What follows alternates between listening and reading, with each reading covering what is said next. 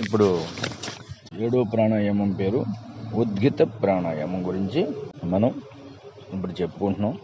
లయబద్ధంగా 3 నుండి 5 సెకండ్ల పాటు శ్వాసను లోపలికి తీసుకుని పవిత్రమైన ఓం శబ్దాన్ని విధి ప్రకారం ఉచ్చరిస్తూ సుమారు 15 నుండి 20 సెకండ్లలో శ్వాసను బయటికి వదలాలి.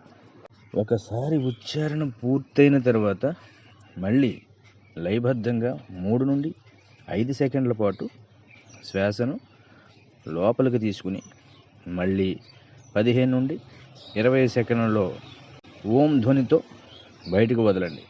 ఈ విధంగా ప్రతి ఒక్కరూ ఉద్గిత ప్రాణాయామాన్ని 3 నిమిషాల్లో 7 సార్లు తప్పక ఆచరించాలి.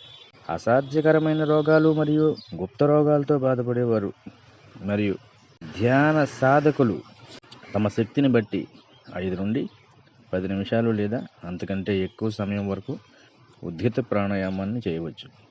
భ్రామరి మరియు ఉద్గిత ప్రాణాయామాలు రెండు సహజమైన మరియు సౌమ్యమైన ప్రాణాయామాలు. అందువలన దేని సాధకుడు సుదీర్ఘ సమయం వరకు ఆచరించినచో దీనివల్ల ఏ విధమైన హాని కూడా కలగదు. కొంచెం ఎక్కువసేపు చేసినా కూడా దీనివల్ల హాని అంటూ ఏమీ కలగదు. స్వస్తి.